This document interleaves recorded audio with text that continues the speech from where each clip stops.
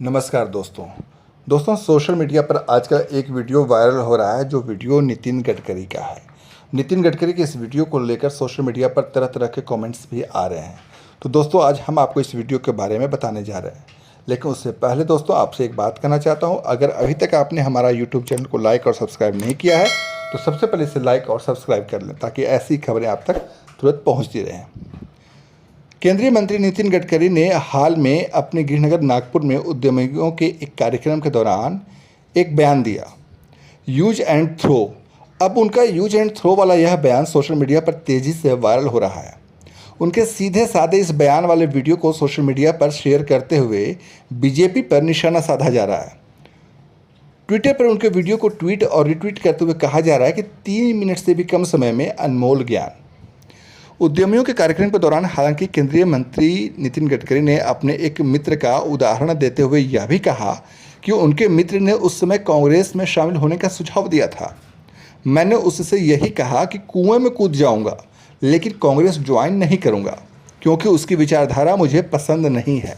इसके साथ ही उन्होंने यह भी कहा कि किसी को भी यूज एंड थ्रो के दौर में नहीं शामिल होना चाहिए। अच्छे दिन हो या फिर बुरे दिन, जब एक बार किसी का हाथ थाम लें तो उसे थामे रहें, उगते सूरज की पूजा न करें। उनके इस बयान की आड़ में सोशल मीडिया पर भाजपा पर निशाना साधा जा रहा है।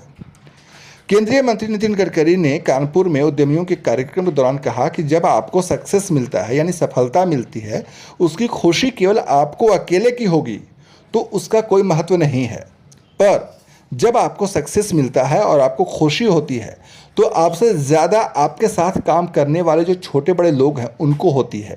यही सफलता का असली महत्व है। उन्होंने आगे कहा कि मैं पहली बात यह कहूँगा कि human relationship with business, social work and politics, इसलिए कभी भी यूज एंड थ्रो वाला काम नहीं करना चाहिए। अच्छे दिन हो बुरे दिन हो, जिसका हाथ एक बार पकड़ा है, दोस्त है तो उसे पकड़ कर रखो। परिस्थिति के अनुसार उगते सूर्य को नमस्कार मत कीजिए। जब यह बातचीत हो रही थी तब उन्होंने यह भी कहा कि मानवीय संबंध ही सबसे बड़ी मजबूती हैं और फिर अन्य कोई दूसरा। उन्होंने कहा कि नागपुर में मैं स्टूडेंट लीडर था, विद्यार्थी का नेता था। श्रीकांत जिचकर मेरे मित्र थे।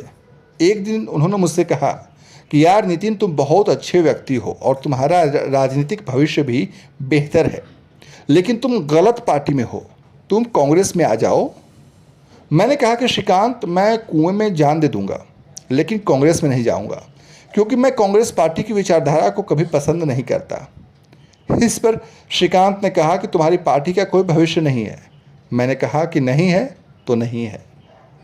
नितिन गडकरी ने कहा कि उस समय मेरा एक दोस्त था, IIT में गया था, तो उसने मुझे एक किताब दी थी।